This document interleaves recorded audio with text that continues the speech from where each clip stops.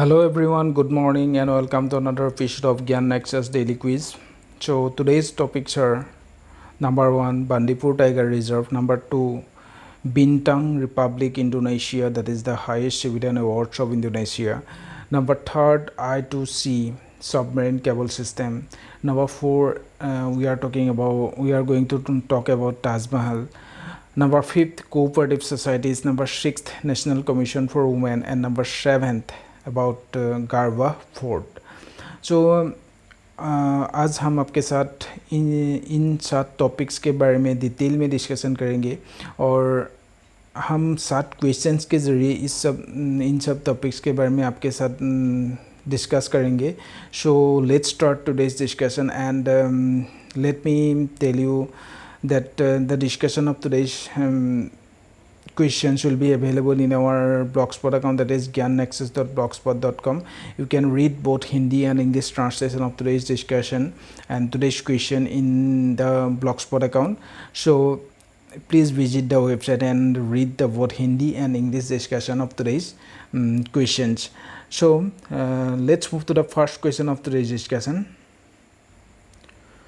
The first question is about a particular tiger reserve, that is Bandipur Tiger Reserve. And आपको पता चलेगा कि ये क्यों न्यूज़ में था. So question is Bandipur tiger reserve is located in which state. Bandipur tiger reserve किस state में लोकेटेड है. Option number A Karnataka, option number B Orissa, option number C Uttar Pradesh, option number D Madhya Pradesh. So you guess the answer and I will tell you the correct answer. The correct answer is option number A, Karnataka. Bandipur Tiger Reserve is located in the Mysore and Chamarajanagar districts of Karnataka. It lies at the tri-junction of Karnataka, Tamil Nadu and Kerala. It represents an ecological confluence of the Western Ghats and Eastern Ghats. Earlier, Bandipur was used as a hunting ground by the rulers of the kingdom of Mysore. It is a part of the larger Nilgiri Biosphere Reserve, which is recognized as a UNESCO World Heritage Site. A team of Forest Department personnel recently rescued a 12-year-old female tigress and her 5 cubs along a thick canal on the fringes of Nugu Forest Range of the Bandipur Tiger Reserve in Mysuru. So Bandipur tiger reserve Karnataka में located है और ये एक try junctions में located है between 3 states, that is Karnataka, Tamil Nadu and Kerala. And और ये tiger reserve western घाट और ईस्टर्न घाट के कॉन्फ्लुएंस में लोकेटेड है. पहले Bandipur tiger reserve as a hunting ground use किया गया था by the rulers of the kingdom of Mysuru and later it became a part of the Nilgiri biosphere reserve. और Nilgiri biosphere reserve is a UNESCO world heritage site. Recently Bandipur tiger reserve में एक 12 साल का female Tigris और इसके जो 4 काब्स है उसको एक कैनाल में से रेस्क्यू किया गया है. So that's why the Bandipur tiger reserve was in the news. Let's move to the question number 2, that is the Garhwa fort is located at which state. आपको बताना है कि गारवा फोर्ट किस स्टेट में लोकेटेड है.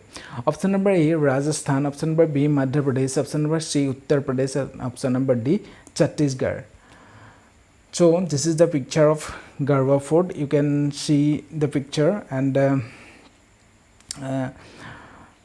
imagine how it should be and ये कैसा दिखता होगा. सो गारवा फोर्ट रिसेंटली न्यूज़ में था और आपको कुछ ही समय बाद पता चलेगा कि गारवा फोर्ट क्यों न्यूज़ में था. So the correct answer is Uttar Pradesh. Garhwa fort Uttar Pradesh में लोकेटेड है. Garhwa fort is a Hindu temple complex located in the Garhwa village, Prayagraj district of Uttar Pradesh. तो गारवा फोर्ट प्रयागराज डिस्ट्रिक्ट में लोकेटेड है और उत्तर प्रदेश में. The fort complex is protected as a monument of national importance by the Archaeological Survey of India. और ये एक national importance के तौर पे प्रोटेक्ट किया गया है by the national archaeological Survey of India. The fortifications were built in 1750 CE by the Baghel king Vikramaditya. So आपको पता होगा कि फोर्ट जो किला हिंदी में किला बोलते हैं उसको क्यों बिल्ड किया गया था एंशिएंट किंग्स के द्वारा, क्योंकि ताकि एनिमी डायरेक्ट उसके किंगडम को अटैक ना कर सके. So the fortification of the Garhwa fort were built in 1750 by the Baghel king Vikramaditya. The temples inside the complex are believe to be more than 1000 years old. और इस फोर्ट के अंदर जो टेम्पल्स है उसको 1000 साल पुराना बताया जाता है. और the main temple is believe to have been build during the Gupta period. और आपको पता होगा इस गुप्ता पीरियड में ये टेम्पल इसके अंदर का जो मुख्य टेम्पल है उसको निर्माण किया गया था. और ये न्यूज़ में क्यों था, क्योंकि the central bureau of investigation that is CBI recently arrested the last remaining absconding accused in the 2002 Garwa Fort idol theft, dacoity and murder case. So हाल ही में क्या हुआ कि CBI ने जो लास्ट बचा हुआ आरोपी था जो अब तक एब्सकॉन्डेड था उसको हाल ही में अरेस्ट किया है.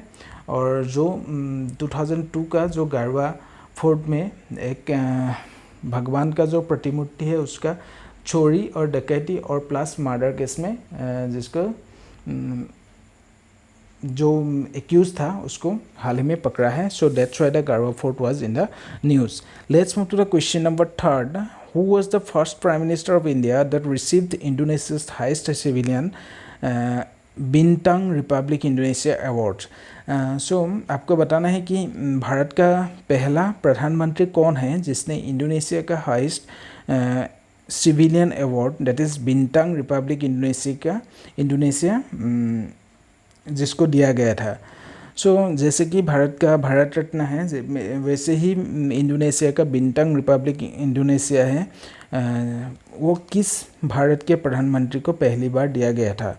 Option number A Shrimati Indira Gandhi. Option number B Pandit Jawaharlal Nehru. Option number C Shri Narendra Modi. Option number D doctor Manmohan Singh. The correct so before going to the correct answer, let me share with you where Indonesia is basically located. So this is our motherland India, you can see in the picture, and this is India. And if you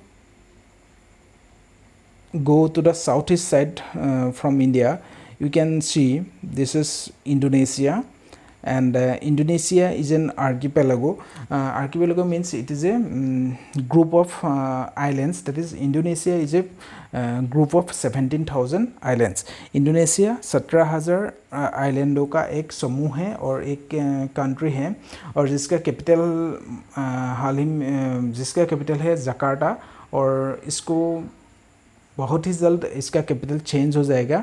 और recently Bharat का प्रधानमंत्री Shri Narendra Modi Indonesia की दौरे पर था और वहाँ पे उसको इंडोनेशिया का highest civilian award Bintang Republik Indonesia दिया गया है. सो इस क्वेश्चंस के कंटेक्स्ट में जो करेक्ट आंसर है वो है Pandit Jawaharlal Nehru. The first prime minister of India that received Indonesia's highest civilian that is Bintang Republik Indonesia award was Pandit Jawaharlal Nehru. और उसको पोस्टुमसली दिया गया था मरणोपरांत दैट इज पोस्टुमसली उसको ये अवार्ड पंडित जवाहरलाल नेहरू को ये अवार्ड मरणोपरांत दिया गया था. और recently government of Indonesia conferred this award to Sri Narendra Modi and became the second PM to receive this honor. और हाल ही में नरेंद्र मोदी को इस अवार्ड से नवाजा गया है और वो भारत का सेकेंड प्रधानमंत्री है जो इस अवार्ड को रिसीव कर रहा है. Let's move to question number 4. Which region will be primarily connected with India under I2C sovereign cable system? Bharat को निम्नलिखित में से कौन से एरिया से कनेक्ट किया जाएगा I2C सबब्रेन केबल सिस्टम के जरिए? Option number A middle east, option number B Europe, option number C south east Asia, option number D Africa. So correct answer is south east Asia. आपको शायद पता होगा कि आज जो हम डेटा और इंटरनेट के सुविधा यूज़ कर रहे हैं वो सैटेलाइट के ज़रिए नहीं बल्कि ऑप्टिकल फाइबर केबल के ज़रिए हम यूज़ कर पा रहे हैं। और इसी की तरह का एक particular I2C submarine cable system recently develop किया गया है और वो इंडिया को साउथ ईस्ट एशिया के साथ जोड़ने के लिए यूज़ किया जाएगा और वो 2029 तक कंप्लीट होगा। और let me explain the question. So under I2C, that is India Southeast Asia submarine cable system, India will be connected with Southeast Asia. It is a 3600 kilometer long optical fiber submarine cable system that will directly connect India's east coast with Singapore and Malaysia. Main aim is to strengthen high capacity digital connectivity between India and Southeast Asia. The project has been commissioned by a consortium comprising Lightstone, Microsoft, Singtel, Tata Communication. Expected ready for service fourth quarter of 2029. The cable is specifically designed to meet the growing demand for artificial intelligence infrastructure, cloud computing, high performance computing, large scale data transfer. Lightstone is Singapore carrier neutral infrastructure solution provider. Recently signed contracts with Microsoft, Singtel and Tata Communication to launch the India Southeast Asia submarine cable system. So ये news क्यों सुर्खियों में था क्योंकि हाल ही में Lightstone that is a Singapore based infrastructure solution provider, वो हाल ही में माइक्रोसॉफ्ट, सिंगटेल और टाटा कम्युनिकेशन के साथ एक कॉन्ट्रैक्ट साइन किया है और जो कि इंडिया को साउथ ईस्ट एशिया के साथ जोड़ने में थ्रू सबमरीन केबल सिस्टम के जरिए जोड़ने के लिए एक कॉन्ट्रैक्ट साइन किया है। That's why the project was in the news. और ये एक 3600 किलोमीटर का optical fibre submarine cable system है जिसको artificial intelligence, high performance computing, large scale data transfer etcetera के लिए यूज़ किया जाएगा। और ये प्रोजेक्ट 2029 तक हम इसका जो लाभ है हम उठा पाएंगे। और इसके ज़रिए भारत और साउथ ईस्ट एशिया के जो देश है लाइक सिंगापुर, मलेशिया, उसके साथ भारत का जो कम्युनिकेशन है वो बहुत ही स्मूथ हो जाएगा। So this is about the I2C submarine cable system. Let's move to the question number 5th. In which year the Taj Mahal was designated as a UNESCO World Heritage Site? आपको ताजमहल के बारे में पता ही होगा। सो आपको बताना है कि ताजमहल को कब यूनेस्को वर्ल्ड हेरिटेज साइट के तौर पे डेजिग्नेट किया गया था। Option number A 1980, option number B 1983, option number C 1975, option number D 2000। The correct answer is 1983। Taj Mahal was designated as a UNESCO World Heritage Site in the year 1983. It commissioned for construction in the year 1632 by the Mughal Emperor Shah Jahan. The Allahabad High Court, why Taj Mahal was in the news? Because recently the Allahabad High Court has sought responses from the Union Government and the Archaeological Survey of India while hearing a challenge to a lower court's refusal to appoint an advocate commissioner to survey the Taj Mahal. So Taj Mahal को एक UNESCO world heritage के तौर पे 1983 में designate किया गया था। और ताजमहल जो है उसको बनाने के लिए 1632 में मुग़ल एम्पायर शाहजहां के द्वारा इसको कमीशन किया गया था। और ये न्यूज़ में क्यों था क्योंकि 2015 में ये यासिका एक कोर्ट में गया था जो कि ये इन्वेस्टिगेशन करने के लिए गया था क्योंकि क्या ताजमहल एक हिंदू टेम्पल के ऊपर बनाया गया था। और हाल ही में इलाहाबाद कोर्ट के द्वारा भी इसके regarding union government and archaeological Survey of India के लिए इंडिया को ये एक नोटिस भेज रहा है। क्या इस हियरिंग को सुना जाए और क्या इस रिफ्यूजल को माना जाए जो कि इलाहाबाद हाई कोर्ट के द्वारा रिफ्यूज़ किया गया था कि एक एडवोकेट कमिश्नर को अपॉइंट किया जाए तो सर्वे द ताजमहल को सर्वे करने के लिए एक एडवोकेट जनरल कमिश्नर को अपॉइंट करने के लिए निचले कोर्ट में इसको रिफ्यूज़ किया गया था और इसको अब इलाहाबाद हाई कोर्ट में ले जाया गया है और Allahabad high court union government और आर्कियोलॉजिकल सर्वे को एक नोटिस भेज रहा है क्या इसको सुना जाए या नहीं. So let's put the question number 6, that is which of the following constitutional amendment act granted constitutional status to cooperative societies. So cooperative societies को निम्नलिखित में से कौन सा संविधान संशोधन के द्वारा इसको एक कॉन्स्टिट्यूशनल स्टेटस दिया गया है. Option number A 73rd constitutional amendment act, option number B 42nd constitutional amendment act, option number C 97th constitutional amendment act, option number D 100th constitutional amendment act. The correct answer is 97th Constitutional Amendment Act. The 97th Constitutional Amendment Act granted constitutional status to cooperative societies. It established right to form cooperatives under Article 91C as a fundamental right, inserted a directive principle under the Article 43B for their promotion, and added a new part, that is 9B, to the Constitution. Cooperative is a state subject under entry number 32, that is according to the 7th schedule of Constitution of India. So cooperative societies को संविधान का जो 97th amendment act है उसके द्वारा एक constitutional status दिया गया है और इसके द्वारा इसको एक फंडामेंटल राइट बनाया गया है और वो 19(1)(c) के तहत, और इसके द्वारा 43B में इसको DPSP में भी एक बनाया, DPSP का भी एक पार्ट बनाया गया है. और इसके अलावा इस अमेंडमेंट के द्वारा 19B नाम का एक न्यू पार्ट संविधान में ऐड किया गया है. So this is very important. And cooperative society एक स्टेट सब्जेक्ट है under entry number 32, that is on 7th schedule of Constitution of India. So let's move to the question number 7, that is the last question of today's discussion. Which of the following best describes the nature of National Commission for Women, that is NCW? Option number A, a constitutional body. निम्नलिखित में से कौन सा statement national commission for women के बारे में बहुत सही से बताया है.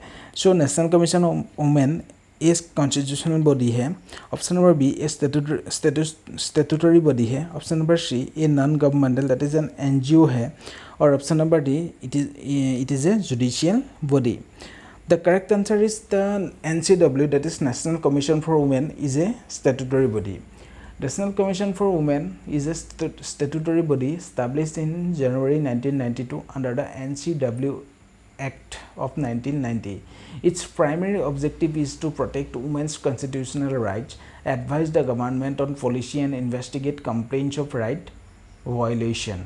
So, National Commission for Women एक statutory body है और जिसको NCW एक्ट 1990 के तहत बनाया गया है. और इसका मुख्य उद्देश्य ये है कि वुमेन को जो कॉन्स्टिट्यूशन राइट प्रोवाइड वुमेन को जो कॉन्स्टिट्यूशन ने राइट प्रोवाइड किया है उसको सही तरह से इम्प्लीमेंट करना और गवर्नमेंट को पॉलिसी इम्प्लीमेंटेशन और पॉलिसी बनाने में इसको एडवाइस करना. और जहाँ कहीं भी ऐसा कोई इंसिडेंट हो जो जिसके द्वारा वुमेन के राइट्स को वायलेशन किया गया है उसको इन्वेस्टिगेशन करना भी इस कमीशन का मुख्य उद्देश्य है. So dear viewers, this is the end of today's discussion and I hope you enjoyed this session. आपको बहुत कुछ नया जानने को मिला होगा. So see you tomorrow. Thank you for listening.